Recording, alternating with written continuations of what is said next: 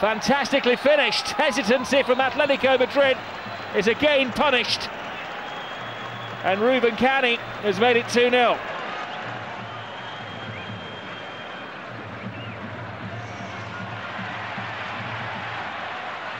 Now, Diego Forlan.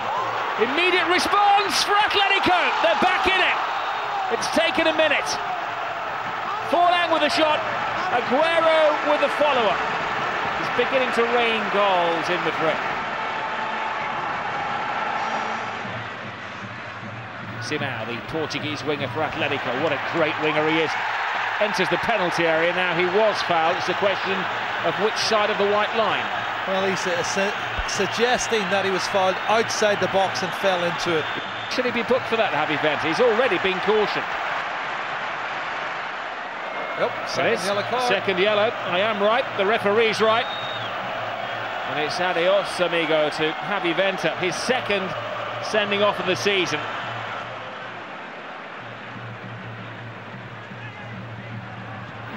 Garcia puts in the cross, comes to the far post, Maxi plays it back, Forlan! Scores a decisive goal against his former team. So now takes his time. The Indians, as they call themselves, are bouncing behind the goal. You know what? They've turned it around completely. Of all of the people to score, it's the little man, Antonio Lopez, who wins the header 6 yards out and turns the game on its head. It was a massive result, that, for Atletico. Now just 2 points behind Villarreal, who are fourth with 45 points. 43 Atletico have. Massive because they not only closed the gap, but they also now have head-to-head superiority over Villarreal, 7-6 on aggregate, and that's what counts at the end of the season if they have the same amount of points, not the goal difference. Huge win, but a strange situation, Atletico, with Abel Racino, who's done a good job since coming in. They exited, obviously, the Champions League in disappointing fashion. The team selection that night was a little strange. It caught us, didn't it, with Forlan not being included. And there's just rumblings of dissatisfaction throughout the team, isn't there? You're saying he's doing a good job, but as the Argentinian clan, that includes Kun Agüero and Maxi, and I think they'll come up with a different answer. They were all very disappointed that Forlan wasn't included in the lineup. The story is actually that Forlan and the manager spoke in the morning and decided that he wasn't fit enough to play on that game. So what does Abel decide? To rest him against Porto, but to play him in the league. And he says it's a matter of politics. He was asked to actually be top 4 in the league, not to win the European Cup. So he's got to take decisions according to the target of the club. But obviously, the fact that they were knocked out, and these kind of players, Maxi, Kun Agüero, they're looking for the glory of the Champions League.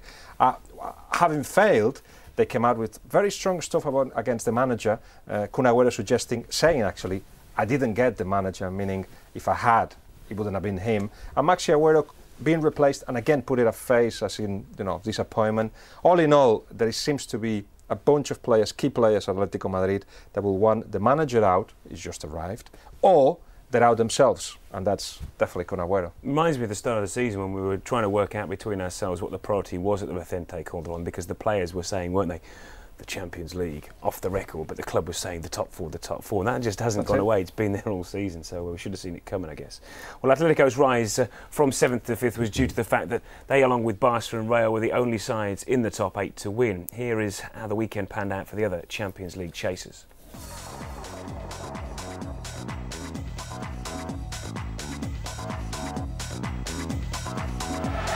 Malaga's 2-1 win at Getafe last Sunday moved them to within 3 points of the top 4, but they got lucky early on in the Andalusian derby. Sebastian Scalacci nodding home what he thought was his first league goal in Spanish football, only for the ref to wrongly rule it out for offside. The decision seemed to ruffle Sevilla, normally so reliable at the back, and 2 goals from the former Sevilla striker Salva had them in real trouble before half-time.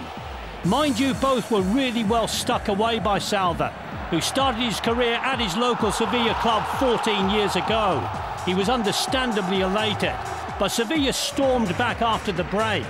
Freddy Canute's 7th in his last 6 league matches came after a superb through ball from Perotti. And you sense Malaga was starting to wobble. Calilla's ridiculous challenge on Diego Capel confirmed the feeling. First impression suggested a clumsy challenge only, but the replay showed he made no attempt whatever to play the ball and simply had to go.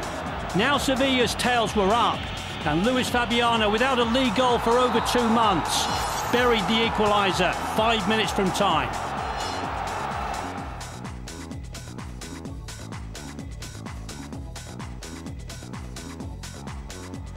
This was the second half of football that could have a significant influence on Depor's hopes of European action next season. And it was Sporting who eased ahead when Barral's shot was turned into the path of Luis Moran. And the 21-year-old kick-started a goal-scoring jamboree. 3 minutes later, referee Rodriguez Santiago awarded his first penalty of the match when Carmelo was fouled by Lopo after collecting an exquisite pass from Luis Moran. And Barral did get his name onto the score sheet for the 7th time this season. Depor were doing all they could to avoid a 7th away defeat this term, and their cause was helped when they were awarded a spot kick after Neru's rash challenge on Verdu, which earned the defender a place in the ref's notebook. And it was 2-1 after Sergio edged the standoff with keeper Lafuente. But they were unable to build up any momentum, because a couple of minutes later, a really eye-catching free kick from teenage defender Jose Angel crept past Arandubia to give him his first goal after only 5 league games. There was a nervy finish when Ricky was impeded by Kamara, and the ref again pointed to the spot. Now Sergio had taken Depor's first, but as he'd been subbed, the responsibility fell to Ricky. He made it 3-2, a result that leaves the visitors a place and a point adrift of European contention.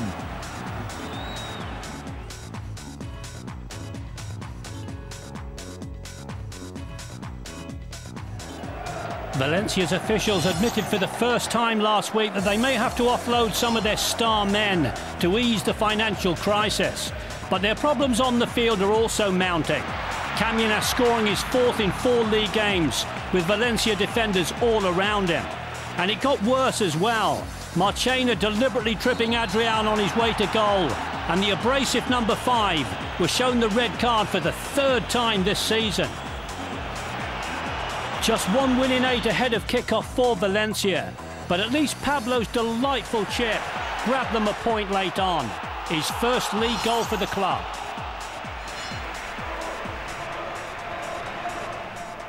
Bottom of the table looks like this. Recre in 14th. And Sporting, another win for them. They found some form. We had them to go down a couple of weeks ago, up to 11th now. And 7 points clear of the drop. Things change around rapidly in Gijón. Top half looks like this. Valencia 8th, 40 points. 5 short of the Champions League spots. Then Depor, first defeat in 7 for them. Malaga next up, both those dropping a place. Malaga into 5th. Atletico just above from 7th up to 5th. 2 short of Villarreal. Sevilla 3rd, 51 points there total. General reaction to the weekend as far as the Champions League chase goes?